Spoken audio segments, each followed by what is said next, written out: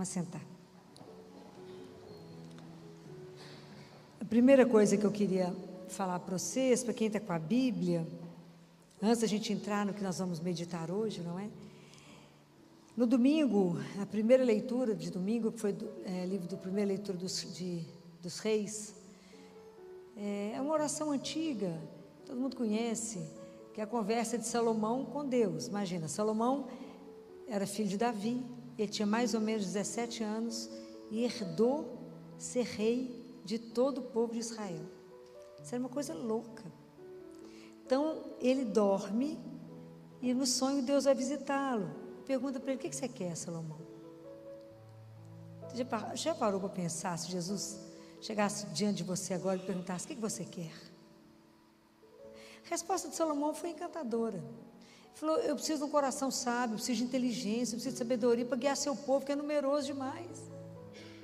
Ele não pediu dinheiro, ele não pediu vida longa, ele não pediu que matasse os inimigos, não pediu riqueza. Essa oração agradou tanto a Deus que ele falou: mas eu vou te dar um coração e uma inteligência que nunca vai ter, nem antes de você, nem depois de você. Nunca mais se ouviu dizer em alguém tão sábio quanto Salomão. E mais eu te dou o resto. Nunca existiu um rei tão rico quanto Salomão. Fala assim: nunca ninguém vestiu tão, nem Salomão, alguém vestiu tão lindo como Salomão. O luxo, a riqueza de Salomão, tudo Salomão teve, porque ele fez a oração certa. Então as pessoas falam assim: mas eu queria pedir a Deus sabedoria. Como é que faz para pedir a Deus sabedoria? Está na Bíblia? Alguém conhece? Está na Bíblia isso? Está ou não? Está aonde? Aonde? Alguém está rezando comigo, porque eu já passei a cola. Está no livro de sabedoria de Salomão. Isso não tem nas Bíblias evangélicas. As Bíblias evangélicas faltam alguns livros em relação aos nossos, né? Está na sabedoria de Salomão, que está logo depois de Cântico dos Cânticos. Depois de Cântico dos Cânticos. É porque minha Bíblia é de Jerusalém, então ela é... A sua é de Jerusalém? A de Jerusalém, você vai na página 1119. Então, é a oração de Salomão pedindo sabedoria. É lindo. Deus de nossos pais e Senhor de misericórdia, que tudo fizeste pela vossa palavra. É lindo, ele pede a sabedoria. Então, é uma oração para rezar todo dia. Então, vocês ficaram tão encantados com a oração de Salomão, estou trazendo aqui para vocês a oração que vocês podem fazer todo dia. Eu pulo os versículos que fala: fizeste-me rei, não sou nada disso, eu pulo os pedaços, falo naquilo que é prático e rezo essa oração. A oração é belíssima, é lindo, que fala que a sabedoria vai, ela que tudo sabe e compreende, prudentemente me guiará em minhas ações e me protegerá com a sua glória, e minhas obras serão assim, bem acolhidas, né? Fala aquilo, é linda essa oração. Acharam? Está no Amém ou na Misericórdia? Acharam? Então tá, então isso é uma coisa para vocês poderem, para vocês terem, né? Para quem quiser ler, quiser conseguir a sabedoria. E a outra coisa que eu trouxe para vocês, que a gente vive num mundo hoje que pecado não existe, não é assim? Você fala em pecado, a pessoa fala: o quê? Que negócio que é esse? Nem existe essa palavra mais. Mas existe um livro que porque o pecado ele é muito bem descrito na Suma Teológica de Tomás de Aquino. Mas as Sumas Teológicas de Tomás de Aquino, aquela luta. Mas esse autor aqui, ele fez um compilado de Tomás de Aquino, os 7 pecados capitais. E aqui ele explica quem são as filhas do pecado, a mãe e o pai do pecado, a luta. Vocês vão cair duro, comentar das coisas que vocês vão ler. Mas é importante que você precisa ler. Ele fala desde São Gregório Magno. Vocês vão descobrir que Gregório, antes de ele ser papa, ele foi prefeito de Roma. Olha que legal. Está bacana, de um pai muito rico. Por que ele virou Magno? Por que ele é um papa Magno? A gente não sabe de nada, né? Fala São Gregório Magno, não sabe nem o que está falando, né? Bom para estudar. Então, vocês vão gostar de ler, porque é tudo muito explicado, porque a lista de São Gregório dos pecados, que era papa, de São Tomás, e eles vão explicando, ele explica capítulo por capítulo. Então a gente precisa ler, precisa ter conhecimento para poder ensinar, para aprender, para viver bem e para ajudar os irmãos que não leem nada. Não é assim? Porque tem uma turma que não lê nada, né? Então a gente precisa ajudar uns aos outros. Então esse livro, a Paty tirou foto, né, Paty? Você põe aí na internet, né? Para o pessoal.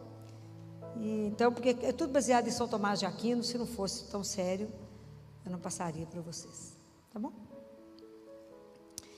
E o outro livro, que é São Francisco de Sales, um grande santo. E esse livro aqui chama Filoteia. O que significa Filoteia? Filoteia é a alma que ama a Deus. Então no livro ele descreve assim: Filoteia, faz isso assim, assim. Quer dizer, alma que ama a Deus, faça isso. Esse livro não foi escrito para padre, foi escrito para leigo. Esse livro é para nós, para nos ensinar a caminhar. Fácil demais. Facílimo livro. Mas a gente tem que caminhar, ok? A nossa caminhada espiritual não é uma brincadeira. Então você tem que começar a levar a vida mais a sério, ok? Então esse livro é um livro bacana. É um livro assim, para você ler, reler. Esses livros densos, né? A gente não consegue pegar e ler de ponta a ponta. Você lê um pedaço, vai meditar uns dias, depois lê outro pedaço, medita tudo, é assim. Como é que é? É muita informação. Isso, principalmente porque a gente não tem treino, né? Porque tudo que eu estou trazendo aqui para vocês é uma outra linguagem, é abrir um outro universo, é essa consciência que a gente precisa desabrochar em nós, né? Então tem que colocar vocês a caminho, né? À medida que eu vou caminhando, eu vou empurrando vocês também. Vamos embora, né? Vão andando, porque, né? Tem que pôr vocês para ler. E nada assim, só gente boa, porque Tomás de Aquino, São Francisco de Sales, é só gente de peso. Só gente de muito peso. São Tomás de Aquino, eles acham que ele pegou a inteligência de todos os padres do deserto junto, que é uma coisa surreal. E depois que ele escreveu toda a Suma Teológica, eu tenho toda a coleção dele lá em casa, e queria queimar, porque achou que não valia de nada. Quantos séculos, 6, nós estamos pelejando até hoje para entender Tomás de Aquino. A turma bem inteligente, né? Então esses livros, é livro para se ter, não precisa ter pressa, né? Então você imagina que tem um capítulo aqui que ele fala só sobre a Santa Missa, como é que a gente deve ouvir a missa. Falei para nós, tá? Vamos ler.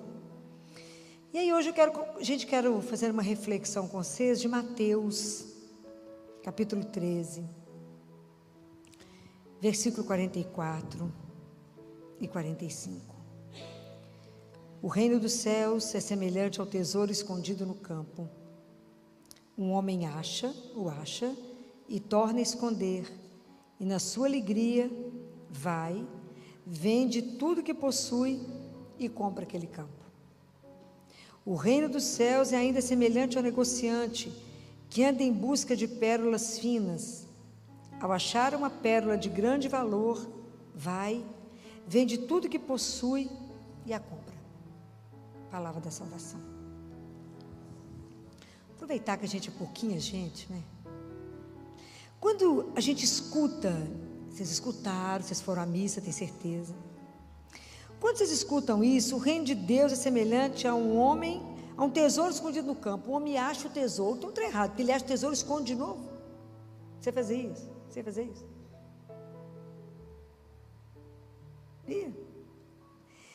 O que é esse tesouro? E o que é essa pérola? Vocês escutaram isso, foram para casa do mesmo jeito que entraram na igreja ou pensaram no assunto? De verdade. De verdade. Se a palavra de Deus não entrar no meu coração e não fizer disso vida, serviu para quê? Para nada. Ok? A palavra de Deus tem que gerar em mim vida. Eu tenho que me fazer pensar o que é essa pérola, o que é esse tesouro. Se não entendi, Jesus explicou isso, que o reino de Deus é semelhante a um tesouro, o homem vendeu, guardou. E o que eu tenho com isso 2 anos, 1000 anos atrás? Depois, para frente. Se vocês entraram na igreja, escutou isso e saiu igual, resolveu o quê? Vocês não podem sair daqui do mesmo jeito hoje não, misericórdia. Tem que traduzir isso aqui para vocês. Quando fala em tesouro, quando fala uma pérola preciosa que ninguém tem, a mais preciosa de todas, eu estou falando de algo de extremo valor, de algo que alguém deseja. Então, o reino de Deus é o quê? É Jesus. O reino de Deus é Ele. Ele é o reino. E Jesus fala assim, lá em Lucas, a cabeça está ficando ruim, o semestre está começando, a cabeça está ruim. Em Lucas, se não me engano, 17, até razoável aqui agora. Até abri no Lucas aqui, é misericórdia. Então, Jesus, os fariseus falam com ele sobre o reino de Deus, e fala, o reino de Deus, ele não é observável, não se pode dizer ele está aqui, está ali, porque o reino de Deus está dentro de vós. Filho, eu não entendi nada, então vamos entender. O que é mais difícil para nós que somos cristãos? Nós somos cristãos, batizados, a gente vem à igreja, assiste missa, mas como é difícil para nós entender uma palavra que eu vou dizer agora: vida divina. Deus habita em mim, Deus habita em você. Você acredita nisso? Fala, mais ou menos, mas eu nunca pensei sobre o assunto. Estou falando mentira? Não. Mas não somos batizados? Somos. Então o dom que nós recebemos de Deus é a vida de Deus em nós. Qual que é a única coisa que pode tirar Deus de nós? O pecado. O pecado é que corta. Mas Deus veio habitar em nós. Então, mesmo nós sendo católicos, cristãos, batizados, crismados, fazemos um monte de retiro, a nossa vida espiritual, pensa nessa imagem que eu vou dizer agora, lembra do mar, e pensa numa madeira boiando. A nossa vida divina é assim, a nossa vida, quando fala em vida divina, ela está na superfície, eu não mergulho, compreenderam? Mas não é exatamente essa imagem? Não, sou cristão, sou católico, mas o que isso faz de diferença na sua vida? De verdade, muito pouco. Então nós estamos vivendo como se a gente fosse pagão batizado. É grave. Estou falando mentira? Não. Não estou falando isso para sacudir mesmo. Nós estamos vivendo mais ou menos como pagão batizado, porque a gente de verdade, a gente não pensa na vida divina. A gente não pensa que de verdade Deus habita. A gente não pensa. Quando Marta, Lázaro tinha morrido, Jesus chegou na casa de Marta, Marta foi encontrar com ele do lado de fora, e depois foi atrás de Maria e falou o que com Maria? O mestre está aí e te chama. Deus nos chama o dia inteiro. A gente fala, se tivesse lá igual Maria, Jesus chamando, ele está te chamando o dia inteiro. A gente não escuta, porque a gente não presta atenção. Nós somos assim. Deus veio ao encontro da samaritana, e quando ele veio encontrar com a samaritana, que ele sentou na borda do poço, era a hora sexta. Hora sexta quer dizer a hora que eu vou me transformar, a hora que eu mudo na minha vida, que eu tomo uma atitude, se torna a hora sexta. Mas Jesus não veio só na hora sexta, nem na hora décima, ele vem a todo momento nos chamar. Como ele sabe que a gente não pode ficar aqui o dia inteiro de pendurado no pé dele, ele fez do nosso coração um sacrário. Compreenderam? Deus fez do nosso coração um sacrário para que ele possa vir conversar conosco. Então, como é que se resume a nossa vida de cristão? Nós rezamos, muitos de nós conseguimos ir à missa pela manhã, rezamos, ou fazemos as orações pela manhã, e depois vamos trabalhar. Então a nossa vida, ela é em partes, ela fica despedaçada, porque nós pensamos em Deus naquele momento, e passamos o resto do dia sem pensar nele. Eu estou falando mentira? Então aquele hóspede está dentro de mim, sendo cuidado? Não. Olha o que Jesus fala para uma mística, porque é o que nós fazemos, nós recebemos a Eucaristia e dispersamos, não é? a gente vigia quem está comungando, ou vai para trás de Nossa Senhora, recebe o Senhor, ou vamos embora, ou pegamos o celular. Jesus fala assim: quando você está dentro da sua casa e recebe uma visita importante, que está sentado na sala, você vai para a janela ver quem está passando? É assim que a gente faz na hora da Eucaristia. A gente recebe Jesus e se dispersa. É o hóspede divino, é Deus vivo. Estou falando alguma mentira? Não, não estou. O povo até ajoelha e fica com o olho aberto procurando ver os outros que estão comungando.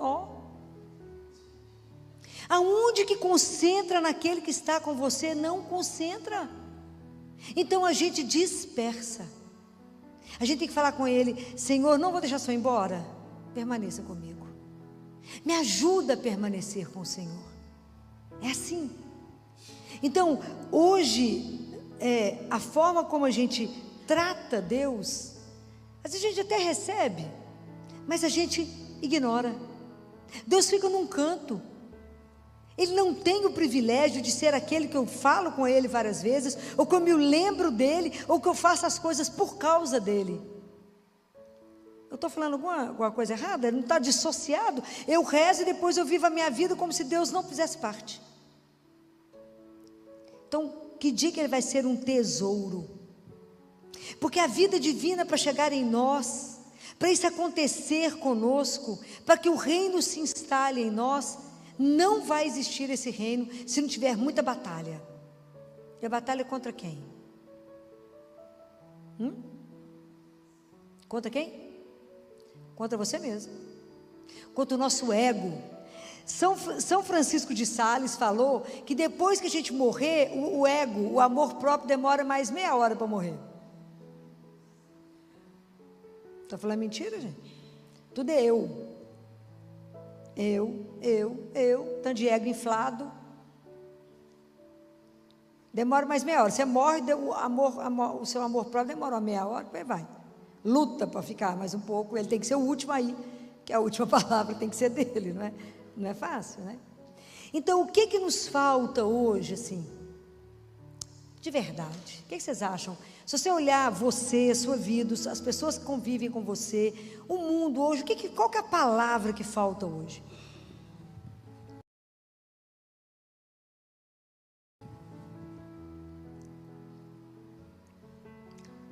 É o recolhimento. Porque para que essa vida divina, até que eu tome consciência, encontre esse tesouro e vou com alegria. Como é que Jesus é terrível? O que ele fala na alegria? Sabe o que São Tomás de Aquino fala disso? Porque ele fala que a alegria é o primeiro efeito do amor e da entrega. Porque quando você ama, você descobrir Jesus profundamente e amá-lo, você se entrega. É o primeiro efeito do amor, na alegria. Quando a gente está apaixonado, ficou retardado, rindo. Não é mais ou menos assim? Quando você imagina, quando você tiver, tomar consciência desse amor de Deus, é uma coisa louca na nossa vida. Então a primeira alegria é o primeiro efeito do amor. Por isso que a gente, ele vai para a alegria e vende tudo que possui. O que você está precisando de vender, né, na sua vida? Então, nós para poder vencermos e termos a vida, esse tesouro dentro de nós, essa pedra preciosa, são 3 caminhos. O primeiro, eu tomar consciência de mim, eu mergulhar. O segundo é descobrir que sou eu e ele, e depois é só ele. Então vamos falar por etapa. Então, falei que nós somos igual uma tábua na superfície. Jesus sempre encontrou com pessoas que ele fez convites e hoje ele está fazendo para nós. Uma dessas pessoas famosas da Bíblia que Jesus falou foi Zaqueu. Desce, Zaqueu, desce, vai para a sua casa que hoje eu vou lá, vou te encontrar. Foi assim? Hoje eu quero estar na sua casa. Desce Zaqueu despencado daquela árvore. E o espaço que ele tinha que fazer era pequeno, porque ele tinha que descer da árvore e chegar em casa. Muito bem. Zaqueu saiu de casa para ver Jesus, não foi? Nós saímos de casa muitas vezes, não é para ver Jesus, eu estou entediado, vou ver a rua, vou ver a moto meio sozinha, vou bater uma perna no shopping, eu vou fazer outra coisa, menos procurar aquele que já está dentro de mim, né? Então eu saio muitas vezes para ver o movimento da rua, para ver a rua, para ver um tanto de coisa, mas não para procurar. Zaqueu saiu para ver Jesus. E Jesus falou: desce, Zaqueu, entra na sua casa, ou luta. A gente acha que essa é a tarefa mais fácil. No filho, entrar dentro de mim é facinho, mentira. Coitado do Zaqueu, para sair da árvore e chegar em casa, o tanto de gente que tentou segurar Zaqueu. Zaqueu, você é aquele que ele falou com você? Tanta gente tentou segurar, entreter, reter, distrair Zaqueu. Quantas coisas na nossa vida nos distraem. Por que é tão difícil entrar? Porque eu vou descobrir que tem tanta coisa que me impede. O tanto de coisa que eu vou descobrir que habita em mim. É tão interessante isso que a gente lembra quando José foi procurar um lugar para Jesus nascer. Bateu na porta da hospedaria e não tinha lugar na hospedaria, não é assim? A nossa alma, gente, é igual um albergue. Habita tanta coisa, é tanta gente que frequenta a nossa alma e não tem lugar para Deus. Falei mentira? Não. Não há lugar para Ele.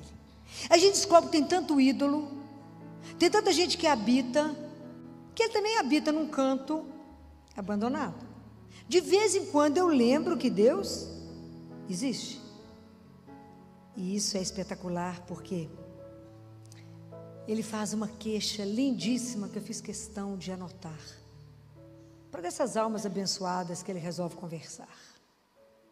E isso é de chorar. Porque Ele faz uma queixa. Ele faz assim: quis ser teu hóspede, mas não me abriste a porta, não quisestes me receber. Tive fome e não me deste de comer. Estava em ti, por não te recolheres, não me recolheste. Tinha fome de me dar a ti. Tinha este desejo que não variou desde a noite de quinta-feira santa, de comer a Páscoa perpetuamente contigo, e tu não correspondestes ao meu desejo. Tu não te importastes com a minha fome, não me convidastes à tua mesa. Fome de quê que Jesus tem? De quê? Do seu amor. E fome do seu amor. Tinha sede deste amor que te via desperdiçar pelas criaturas, por tantas criaturas desprezíveis, por vezes até indignas, em todo caso 1000 vezes menos belas que eu. O Criador que sou eu, o amor, e tu zombaste dessa sede, ou nem dela te lembraste. É aquilo que ele fala para a samaritana. Ele chega e quando ele fala para a samaritana: dá-me de beber. A gente acha que ele está pedindo água, mas é água que ele falou? Está escrito água? Não, está escrito: dá-me de beber. Dá-me da sua vida, dá-me sofrimento, da sua história, dos seus sonhos, dá-me de beber, é isso que me interessa. Isso é belíssimo. Como é que Deus naquele momento se torna mendigo nosso? Porque a única pessoa na Bíblia que assenta e pede é o mendigo. Senão está sentado ensinando, que eram os grandes mestres da lei. Mas somente os cegos, os mendigos é que ficam nas beiradas pedindo. E Jesus se faz mendigo meu, Ele veio por ti. Eu tinha sede de te ver destruir alguns dos seus gostos, seus caprichos, de todos esses nadinhas inúteis que se amontoavam em tua alma. Nadinhas inúteis. E nela espalhava a mais lastimosa desordem, para poder eu, o essencial, reinar nela como Senhor absoluto. Percebe a distância que nós estamos disso? De entender o que é esse reino em nós? E tu nada percebestes, nada compreendeste, ou se percebeste, nada quiseste comigo. Admito que te seja penoso abandonar o nada pelo tudo. Já observaram como é que o inútil nos chama atenção? É impressionante. O tanto de coisa que nos dispersa, no inútil. Mas afinal, não te fiz eu um ser racional? Não te naturalizei divino? Então, quanto é difícil para nós entender que dentro de nós habita Deus, que tem uma vida divina em nós, que nós temos uma alma, que se eu não cuidar dela, ela pode ser salva, ela pode morrer, ela pode sofrer uma condenação eterna. E mesmo assim, a gente não desperta, a gente não acorda, a gente vai levando a vida para que está dormindo. Há uma alma em mim que eu não cuido, eu não leio, eu não me alimento da palavra, eu não me alimento da Eucaristia, eu não faço os meus sacramentos, eu não cuido da alma. Eu cuido do corpo, faço ginástica, estou mandando ninguém parar de fazer isso. Faço ginástica, eu faço botox, eu vou no salão, pinto cabelo, corto cabelo, eu faço isso. E isso está em dia, mas a alma está desidratada, desnutrida, asmática, qualquer coisa. Anêmica, O teu povo está desmaiando fácil? É porque a alma está fraca. Vocês acham que eu estou brincando? Tá não. Que povo desanimado com a vida, que desânimo, que luta, ó céus, ó luta, está faltando o quê? Como que não tem consciência que existe a alma? Quem carrega o nosso corpo? É a alma. Por isso que existe doença do corpo, existe doença da alma.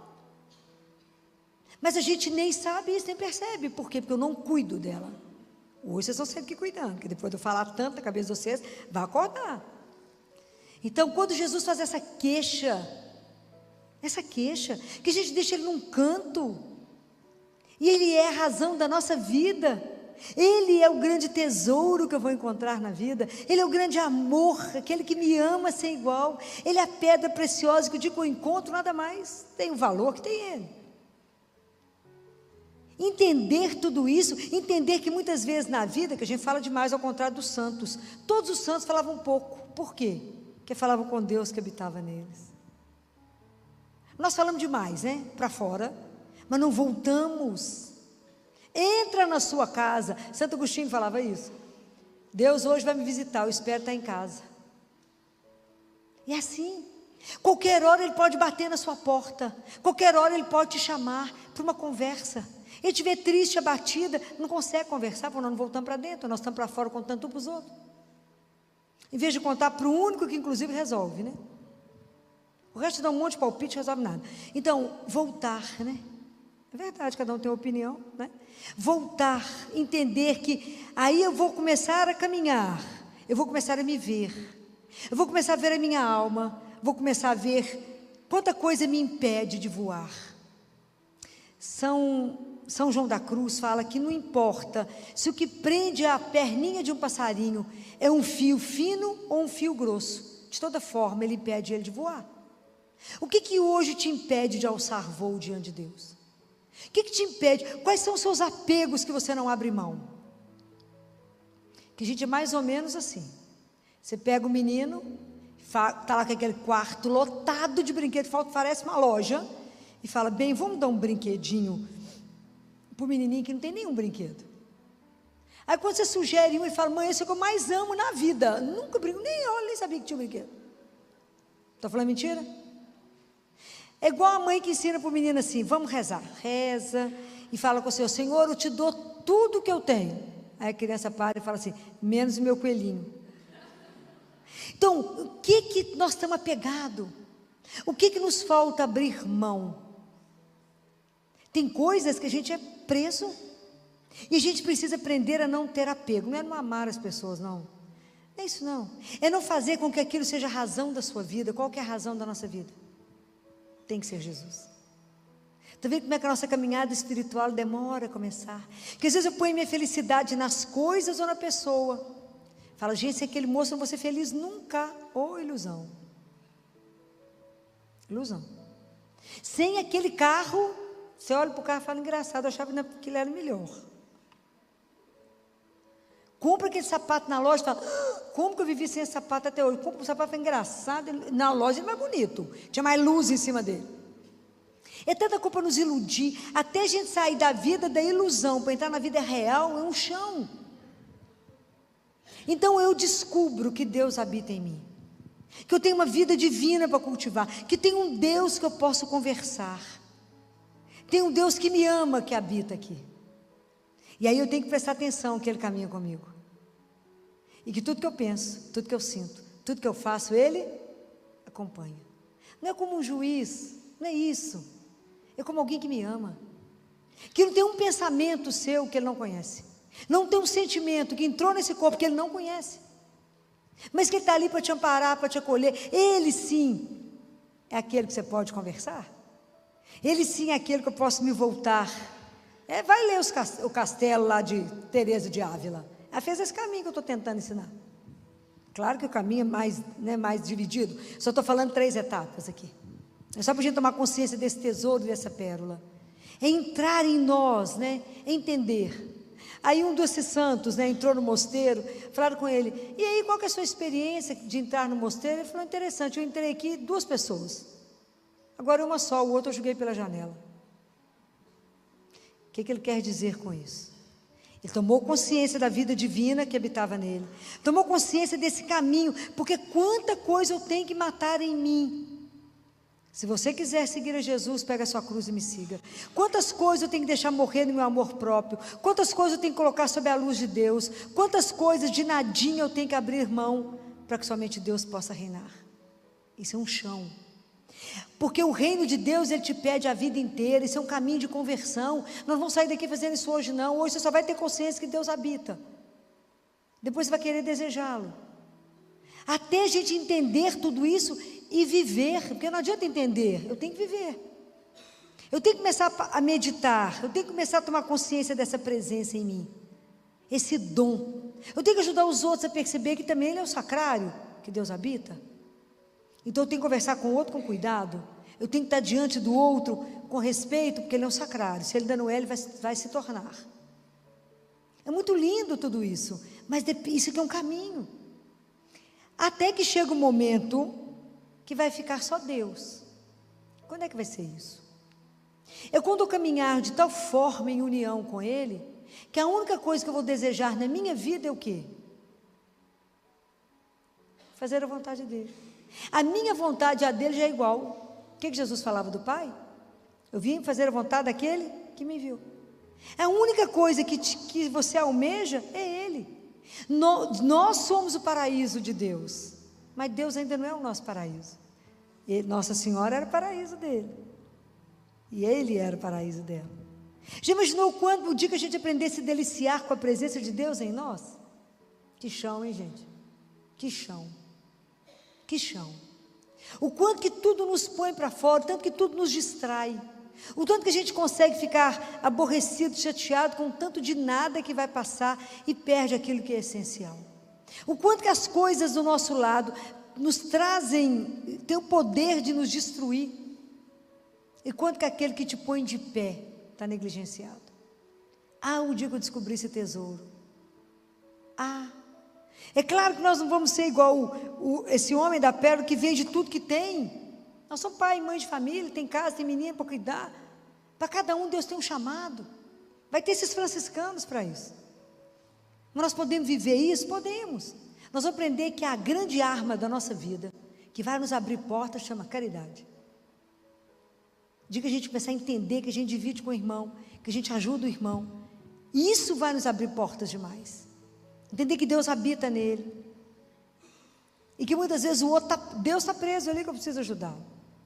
Então, esse presente de Deus, entender isso, que o reino é o próprio Deus, é Jesus em nós, que Ele está em nós, que Ele é a minha pérola preciosa, Ele é o maior tesouro que eu posso ter na vida. Que o dia que eu descobrir isso, que Ele é a minha maior riqueza, eu vou deslocar a minha riqueza dos bens materiais para a riqueza que é ter Deus em mim. Compreendem? Aí sim eu descobri o meu tesouro. Aí sim eu descobri essa pérola sem preço na minha vida. Mas isso é um caminho que ela tem que ter um começo. E o começo é você começar a se perguntar: como é que está a minha vida divina? Como é que está a vida que habita em mim? Qual é a consciência que eu tenho disto? Como é que eu quero caminhar? Como é que eu sei de Deus em mim? Como é que eu estou fazendo com a presença dEle? Será que eu estou atenta ao chamado? Será que eu quero cultivar isso? Será que de verdade eu quero estar na presença de Deus? a nossa alma é a coisa mais séria que nós temos que investir, porque ela é eterna.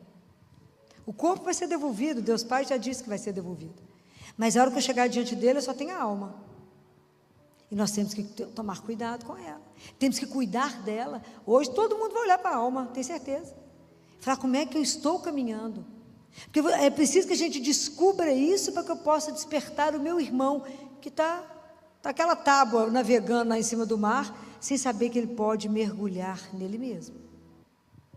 A palavra de Deus é rica demais, e a gente não imagina que isso está querendo dizer de nós, que isso sou eu, está falando de mim, está falando desse tesouro que eu tenho dentro de mim e que eu não estou sabendo, dessa pérola preciosa que está dentro de mim e que eu desconheço, que é o Espírito Santo a me guiar, que é ter a presença de um Deus vivo, aquele que guarda os meus mandamentos, nós viremos a Ele e faremos nele nossa morada. Estou falando alguma mentira? Está tudo na palavra de Deus. Como que a gente demora a despertar para isso, né? Mas o importante é já ter despertado, entender que eu não sou só carne, eu não sou só matéria, de verdade Deus habita em mim. Isso é de uma grandeza, isso é de uma beleza, que a gente ainda não tem a dimensão do que significa isso. Mas para isso a gente está pensando, está meditando, e vamos pedir a intercessão de Nossa Senhora, que é a nossa mãe, que teve o privilégio de compreender isso de uma outra forma, e que ela nos ajude, ela olhe para nós hoje, e peça a Jesus, para cada um de nós, quais são as graças espirituais que a gente mais precisa, para começar de verdade a viver a vida cristã de verdade, essa vida divina nos incomodar, a estar atento, a não ter a vida despedaçada, a não ter a vida em dois momentos, mas ter a vida com Deus de forma contínua, várias vezes por dia lembrar dele, pensar nele, conversar com ele, e não deixá-lo abandonado dentro de nós. Vocês vão até sair daqui pensando nisso, será que eu deixei ele abandonado ou esquecido? De vez em quando falar, oi, você está aí? Com quem você está conversando, minha filha? Pô, doida? Não. Alguém que habita em mim. Isso é uma coisa louca, a gente não tem dimensão disso não, porque é muito grande pensar nisso, mas é real. Deus faz de nós o seu sacrário, isso é belíssimo. Que Nossa Senhora hoje, ela peça a Jesus a graça para nós, ela que foi sacrário vivo, que carregou Jesus 9 meses, que ela nos ajude em tomando consciência dessa semente que hoje eu estou colocando no seu coração. Estou colocando uma semente. É o reino de Deus, é assim mesmo, vai crescendo. Porque a gente dorme e o reino cresce, não é? Jesus vai trabalhando à medida que eu permito, fala, entra Senhor, vem cear comigo, me ensina, me ajuda, peça ao Espírito Santo para te conduzir. Fala, Jesus, eu quero ser igual um menino, me dá a graça da infância espiritual, me dá a mão, me conduz, eu que sou ignorante do ponto de vista espiritual. Eu quero, de verdade, viver esse dom belíssimo que o Senhor me deu, de colocar em dia a minha vida de batizado, que a partir do momento que eu fui batizado, eu recebi esse dom, da presença de um Deus vivo em nós, e que a nossa vida possa revelar para todos aqueles que não sabem, que em cada um de nós, de verdade, Deus habita, esse brilho de Deus em nós, possa não conseguir ser segurado, mas que Ele possa iluminar todos os lugares por onde a gente passar. Louvado seja nosso Senhor Jesus Cristo.